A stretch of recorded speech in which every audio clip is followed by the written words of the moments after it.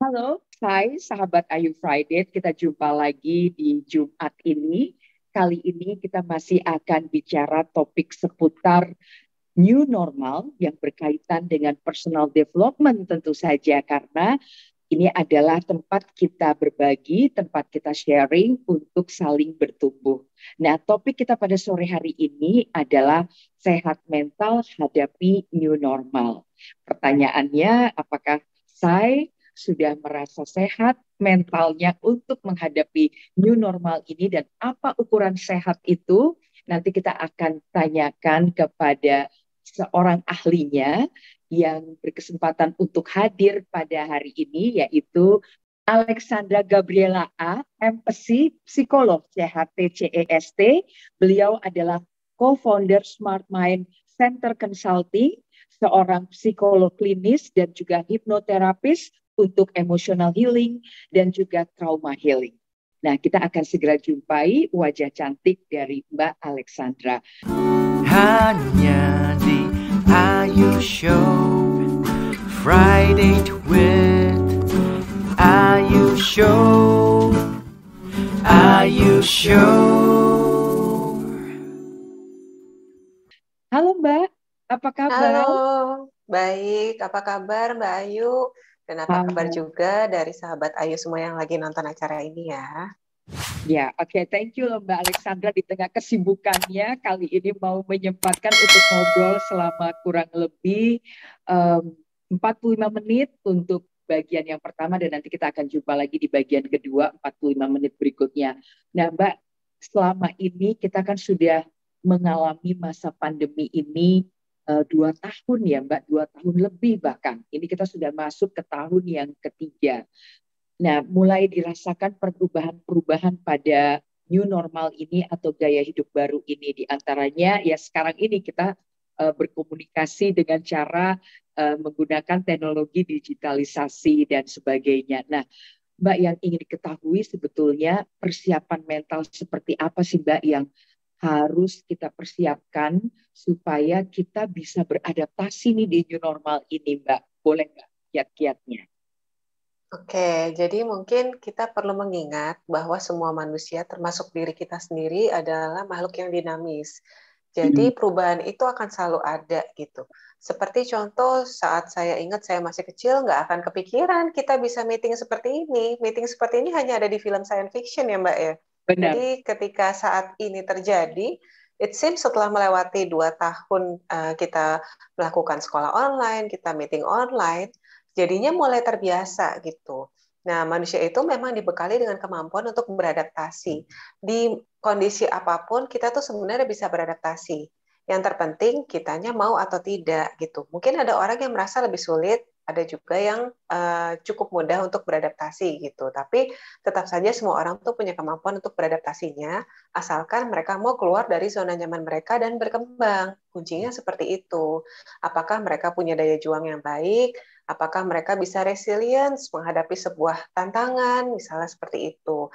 Kalau pikirannya selalu negatif, negatif, negatif, kemungkinan besar mereka akan sulit menghadapi tantangan itu. Tapi kalau mereka mungkin bisa berpikir lebih sehat, punya pemikiran yang cukup optimis, dan juga mereka punya pola pikir dan sudut pandang untuk melihat peluang malah lebih baik lagi kan sebenarnya untuk bisa beradaptasi gitu. Betul. Nah, Mbak, banyak juga di antara kawan-kawan saya yang menatap atau masuk ke dalam new normal ini dengan sesuatu yang wah semangat baru gitu. Tapi nggak sedikit juga Mbak yang memasuki new normal ini dengan harap-harap cemas, takut.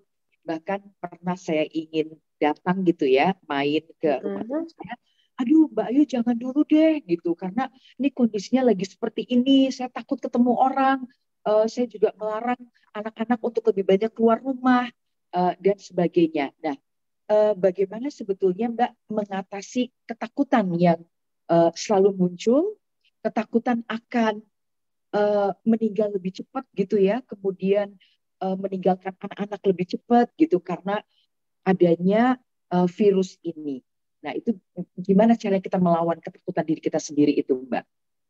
Oke, memang bisa dikatakan ketika kita memasuki masa pandemi, apalagi 3 bulan pertama, itu kuat sekali pengaruhnya terhadap kesehatan mental manusia, terutama dalam hal kecemasan, Mbak Ayu. Jadi bisa berdasarkan survei PDSKJI, ada 64,8% orang yang mengalami kecemasan setelah masuk masa pandemi ini gitu. Jadi kecemasan itu memang respon awal seseorang untuk bertahan, untuk menghindari sesuatu yang mereka anggap mengancam keselamatan mereka gitu. Jadi sebenarnya kita perlu ingat ya, nggak cuma menghindari penyakit aja nih yang kita butuhkan untuk survive, tapi ketika kita beradaptasi, kita bersosialisasi, dan juga untuk tetap belajar, untuk tetap berkembang, itu sangat dibutuhkan. Kalaupun sampai cemas, itu nggak masalah lah, itu hak kita gitu. Apalagi memang pada saat awal-awalnya memang bisa dikatakan informasi di mana-mana semuanya serba mencekam dan negatif gitu. Tapi kita pun perlu lebih bijak untuk mencari action apa yang memang lebih tepat untuk dilakukan. Seperti contoh tetap menjaga komunikasi, tetap olahraga keluar, tetap punya rutinitas sehari-hari, bukan hanya rutinitas kerja, tapi kerjanya di depan komputer ya Mbak ya. Tapi paling tidak kita tetap keluar rumah, tetap berjemur. Kan sebenarnya penularannya itu kan dari air liur kan, dari cipratan air liur gitu. Jadi kalau misalnya kita masih bisa menjaga jarak, paling tidak kan masih lebih aman lah. Mungkin sapa-sapaan 1-2 meter dari tetangga masih nggak apa-apa gitu. Nanya kabar tetangga itu pun lebih baik lagi. Jadi masih ada kontak emosional sama orang lain seperti itu. Iya, Makanya karena kalau misalnya, kenapa Mbak? ya, karena bagaimanapun kita ini adalah makhluk sosial ya Mbak ya. Betul. Justru itu yang semakin kita mengurung diri.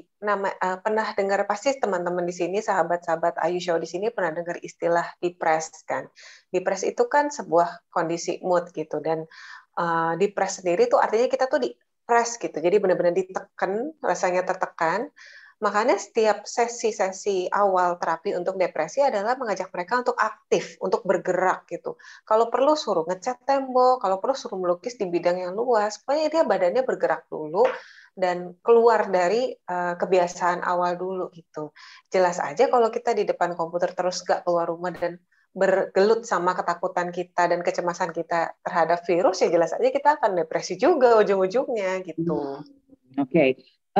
Dari data yang tadi Mbak Alexandra sampaikan, 64,8% ya, itu mengalami kecemasan. Berarti kan itu melebihi dari 50%. Nah, Mbak sendiri di Smart Mind Center Consulting ini datanya seperti apa, Pak? Mbak, apakah memang menunjukkan ke arah itu, Mbak, dari sebelum pandemi? Yes, memang kalau di awal itu 30% dari pasien baru, jadi bukan yang pasien rutin ya, adalah individu-individu yang mengalami kecemasan dan juga trauma terhadap terkait kondisi pandemik ini. Jadi kecemasan terhadap informasi-informasi yang mereka baca, ada masalah fobia kesehatan, ada juga trauma yang tadi saya sebut, ada juga trauma ketika ditinggalkan gitu. Jadi kan banyak dari individu-individu dan masyarakat di Indonesia yang tiba-tiba kehilangan anggota keluarga dan orang tersayangnya secara mendadak begitu kan. Dan itu membuat sebuah persepsi tersendiri lah terhadap sebuah trauma itu. Jadi mereka merasa takut sekali akan kehilangan seseorang seperti itu.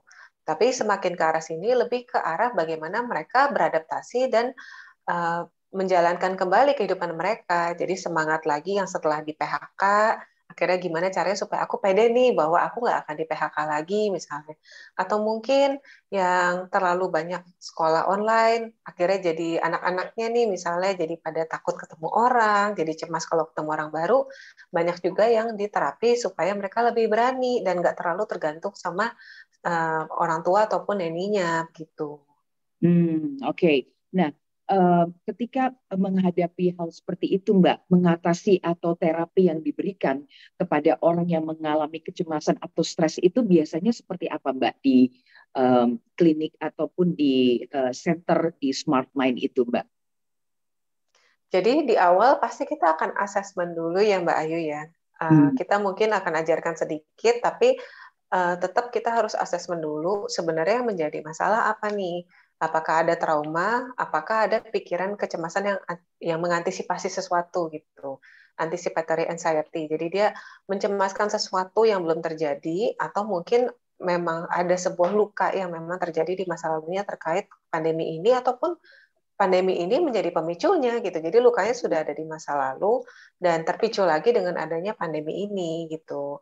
Karena kan ketika kita awal-awal masih beradaptasi dengan kondisi pandemi, saat semua orang masih harus di rumah kan pasti kan kita diharuskan untuk berhadapan sama diri kita sendiri ya. Jadi yang dulunya bisa mendistraksi dengan ketemu teman-teman, mendistraksi dengan kerjaan, mendistraksi dengan sekolah dan sebagainya, banyak juga yang pada akhirnya ya terpaksa harus fokus ke masalah yang udah mereka simpan selama ini dan akhirnya muncul nih gitu, seperti itu.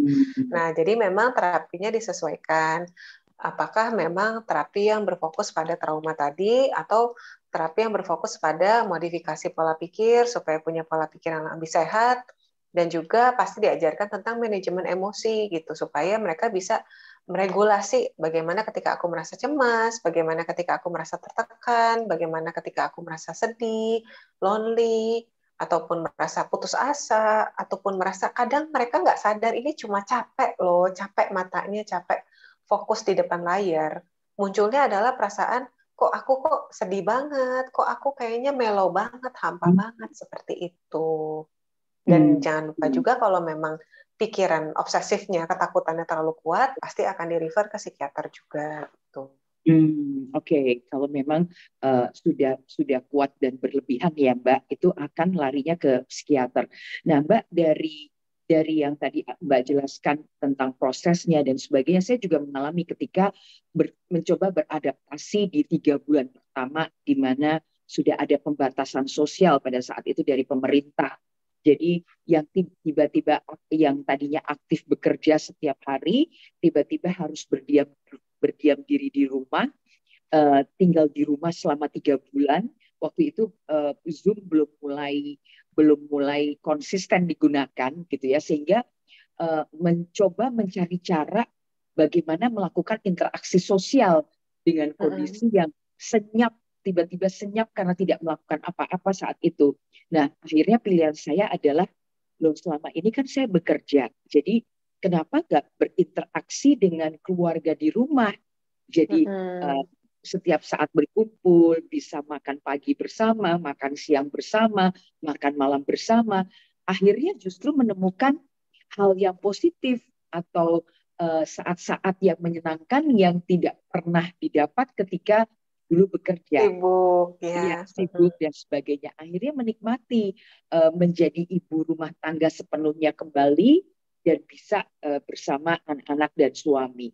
Nah, tetapi dari apa yang saya baca, Mbak, banyak juga perceraian yang terjadi di masa pandemi ini. Ini tidak hanya terjadi di Indonesia, bahkan di Eropa, di Amerika, dan di benua lain ini juga terjadi di negara-negara lain. Dan itu memang ada beritanya yang saya baca dari berita-berita yang saya ikuti gitu ya. Nah, ini pada waktu itu terjadi, mungkin penyebabnya bisa macam-macam ya Mbak. Mungkin karena suami di PHK, atau istri kehilangan pekerjaan, tiba-tiba harus berbelajar bersama anak-anak karena mendampingi, stres menghadapi anak saja sudah banyak orang tua yang bilang stres gitu ya. Nah, untuk supaya akhirnya kita bisa menerima situasi dan kondisi ini dengan bahagia gitu ya Mbak, stepnya tadi Mbak udah berikan beberapa. Nah, boleh mungkin ditambahkan lagi Mbak mengenai hal ini. Oke, yang tentang bagaimana kita beradaptasi, terutama kalau harus ketemu sama keluarga terus dan nambah tugas baru sebagai supervisor mama online ya, ya Mbak ya. Oke, Betul. tapi tadi ya, ada tiba-tiba tuh kita bersama suami 24 jam gitu Mbak. Yang tadinya enggak. Jadi kan semua hal bisa terlihat dan masalah kecil bisa menjadi besar gitu Mbak. Ya, memang kita tetap harus punya jeda sendiri antara kita sama pasangan dan sama anak. Jadi ini kalau kita lihat dari sudut pandang wanita dulu ya, karena biasanya yang sudut pandang yang dari peran wanita itu semuanya dia berusaha untuk handle sendiri. Sudah ibaratnya sudah insting mama lah untuk ngehandle semuanya sendiri ya.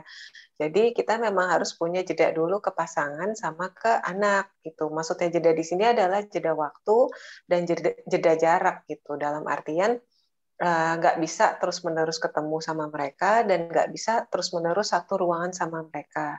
Ada baiknya sediakan waktu untuk diri sendiri atau mungkin yang sering dikenal sebagai me time.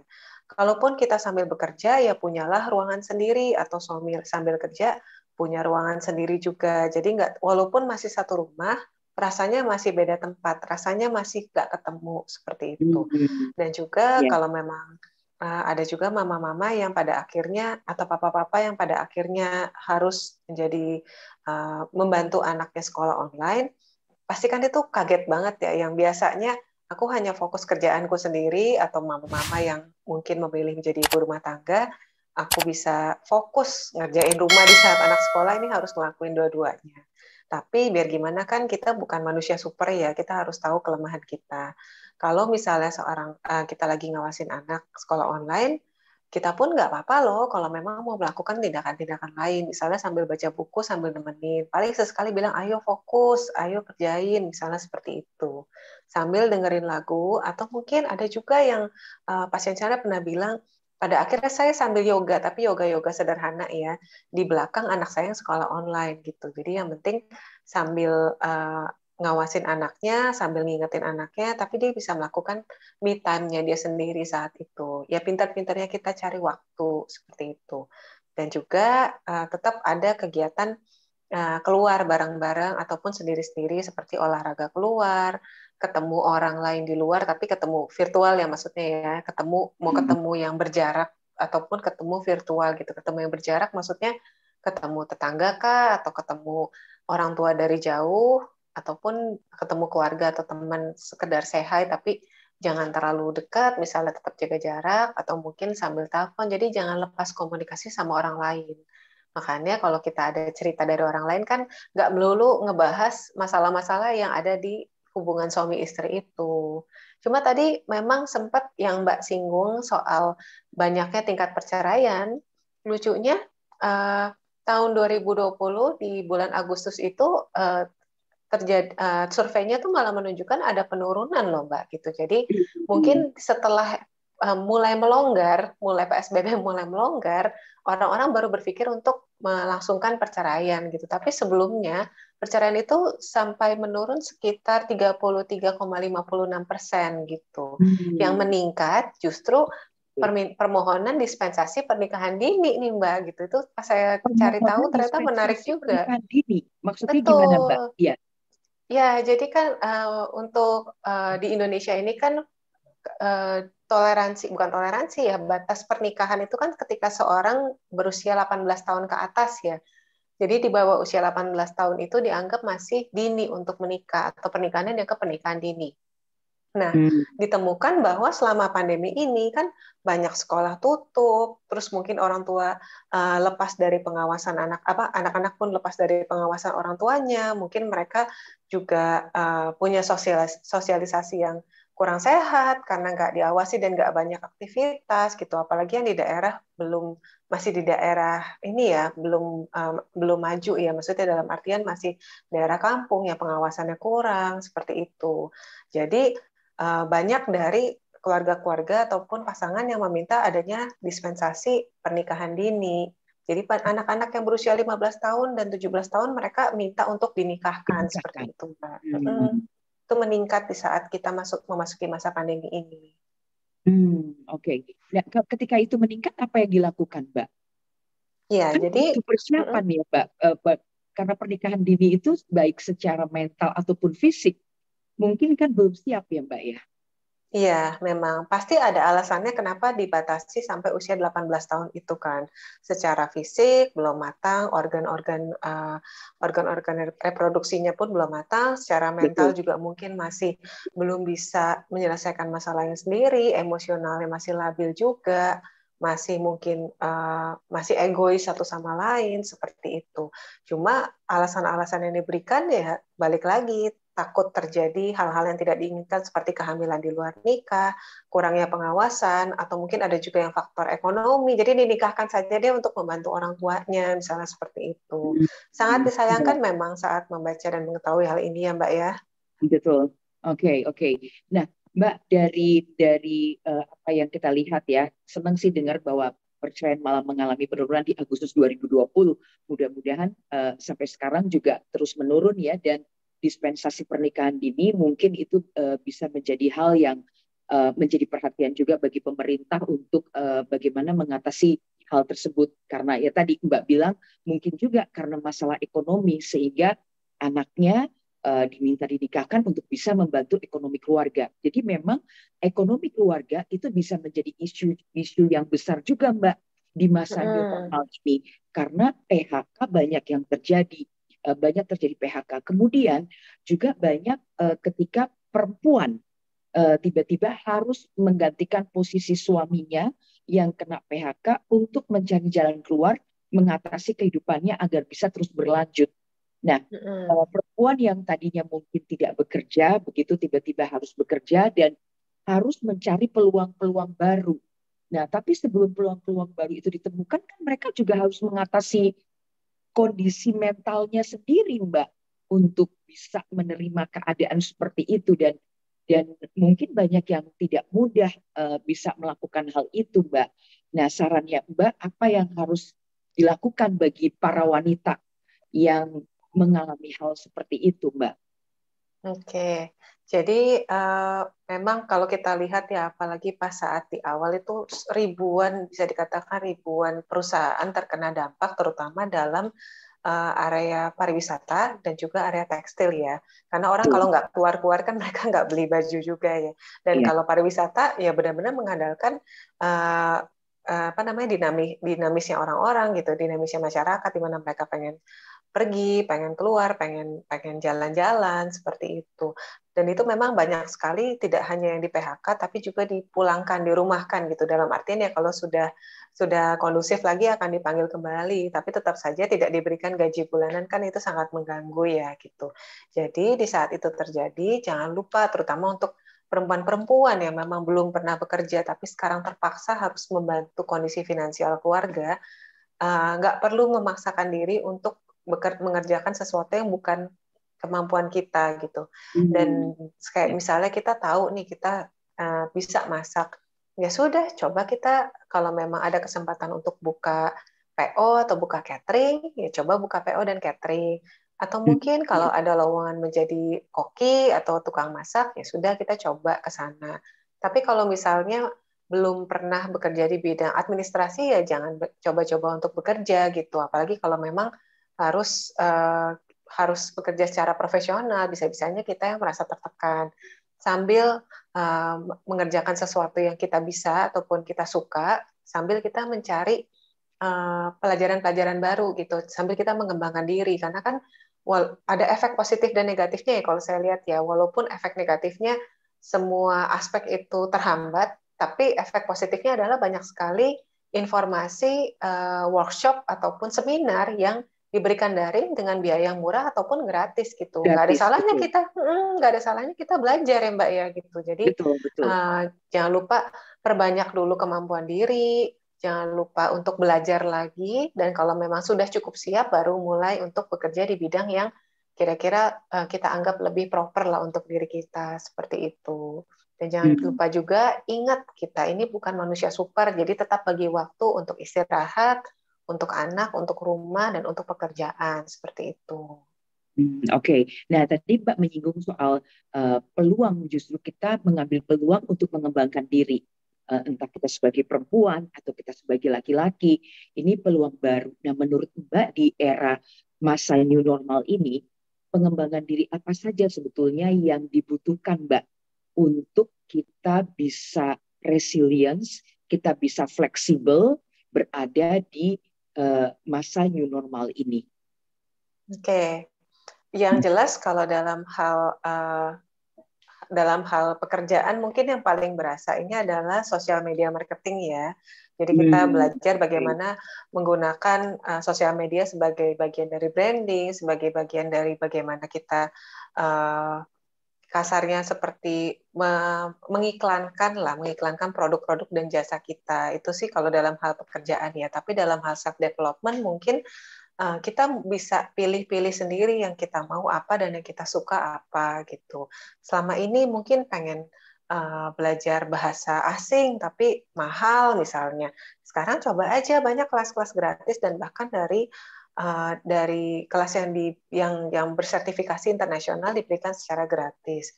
Ada yang pengen belajar masak, banyak sekali kelas masak. Ada yang pengen ngebagusin badan, lebih sehat lagi, justru ini waktu yang tepat gara-gara WFH, jadi bisa olahraga, bisa join virtual club untuk olahraga, untuk makan sehat, seperti itu. Jadi disesuaikan sama kebutuhan kita aja, terutama kita ingat-ingat nih, ada nggak sih hal yang pengen banget kita lakukan dulu dan nggak bisa karena kita terlalu sibuk.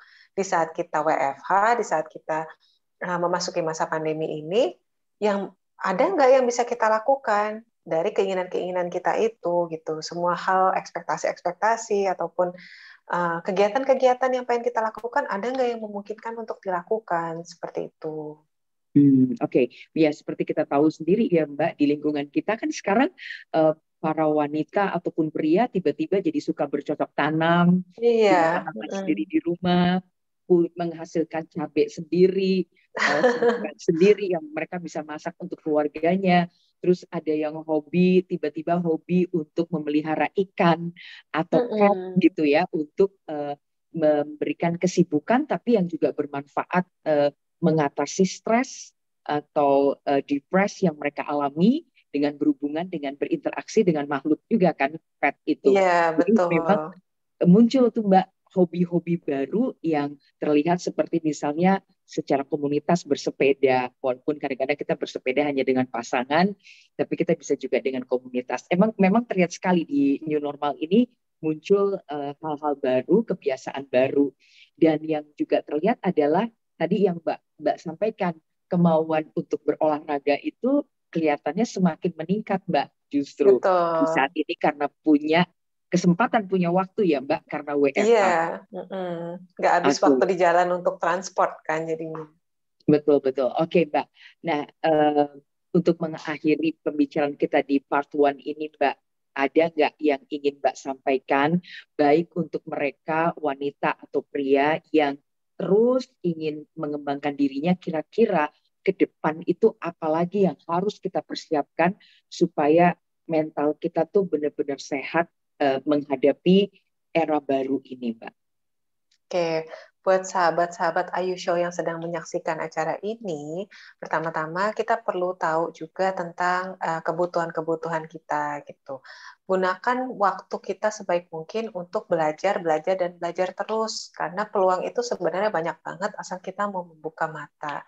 Dan kesempatan itu sekarang jauh lebih banyak lagi karena banyak orang yang berlomba-lomba untuk mengajarkan sesuatu, untuk memberikan sebuah informasi gitu. Itu kan bagian dari marketingnya mereka, tapi kita manfaatin aja, nggak masalah.